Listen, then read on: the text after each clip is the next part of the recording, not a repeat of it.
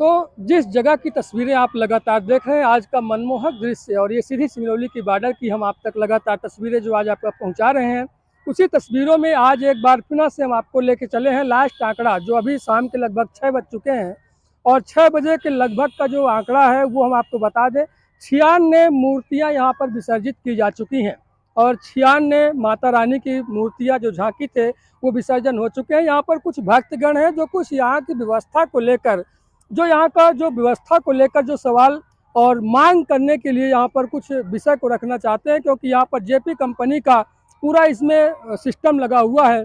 और यहाँ पर ये बताया जा रहा है कि ये वन विभाग का पूरा सिस्टम है, लेकिन वन विभाग में ही अगर कहा जाए तो जेपी कंपनी का पूरा सिस्टम लगा हुआ है। तो यहाँ पर जब सैकड़ों मूर्तियाँ एक दिन में विसर्जित की जाती हैं और लगभग यहाँ का आंकड़ा 200 मूर्तियाँ विसर्जित करने का है, लेकिन यहाँ पर आज लगभग 96 मूर्तियाँ विसर्जित की गई हैं।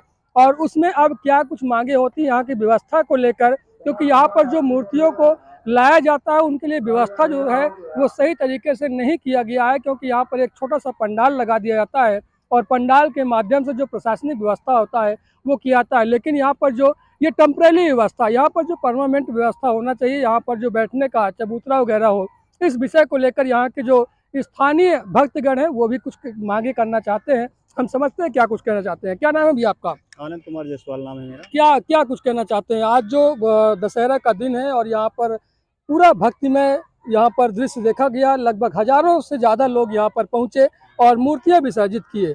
और उस दरमियान यहाँ पर कोई व्यवस्था हालांकि सही तरीके से नहीं देखा गया, हालांकि प्रशासनिक व्यवस्था बहुत सही रहा, कोई अनहोनी आज के समाचार में नहीं देखने को मिला है। क्योंकि पिछली बार एक अनहोनी भी मिला था जिसमें 2 व्यक्तियों की जान गई थी, लेकिन आज ऐसा कुछ भी नहीं रहा है। क्या कुछ कहना चाहेंगे? सबसे पहले तो मैं दशहरा और नवरात्रि की सभी देशवासियों को शुभकामनाएं देना चाहता हूं।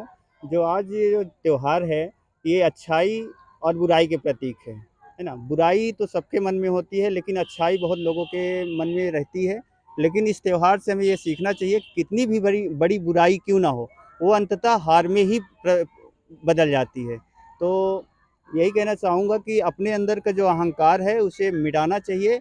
और इस त्यौहार का पूरी जो व्यवस्था यहाँ पर देखी गई आज नवरात्रि के दशहरा के दिन जो मूर्ति विसर्जित हुई है, तो पुलिस प्रशासन द्वारा बहुत अच्छी व्यवस्था रही। लेकिन जो हमारे यहाँ की कंपनियाँ हैं, कंपनियों द्वारा कोई भी व्यवस्था की देख हमें नहीं मिली।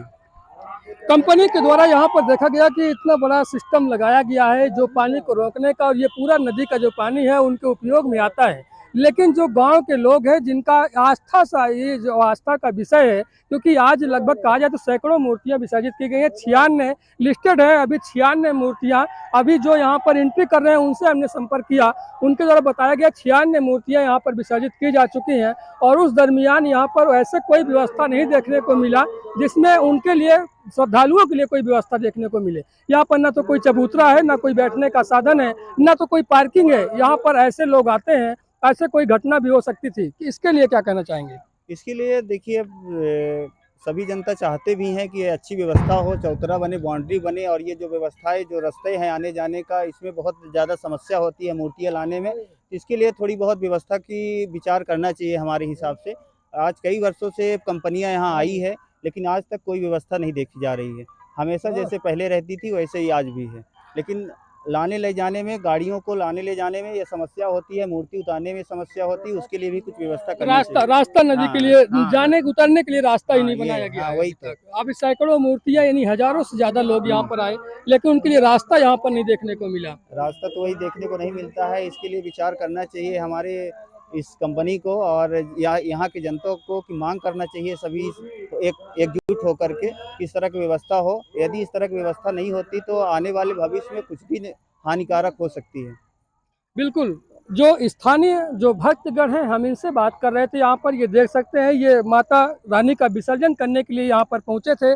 हम इनसे संपर्क करने का प्रयास किया कि आखिर ये पूरा क्या माजरा है, क्योंकि यहाँ पर जो व्यवस्था को लेकर विषय उठ रहा है।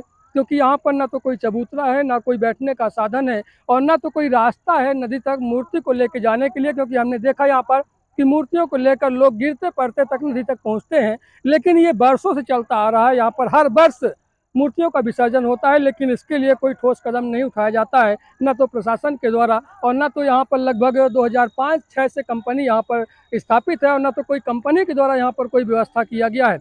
हालांकि एक मंदिर है, लेकिन यहाँ पर कोई पार्किंग का व्यवस्था नहीं है, क्योंकि यहाँ पर लगभग कहा जाए तो 100 से ज़्यादा गाड़ियाँ आज यहाँ पर आई हैं मूर्तियों को लेकर, लेकिन अभी उनके लिए कोई पार्किंग नहीं देखा गया है। कोई इधर खड़ा किया तो कोई उधर खड़ा किया गाड़ियों को, उससे काफ़ी ज़्यादा परेशानियों का सामना करना पड़ा है।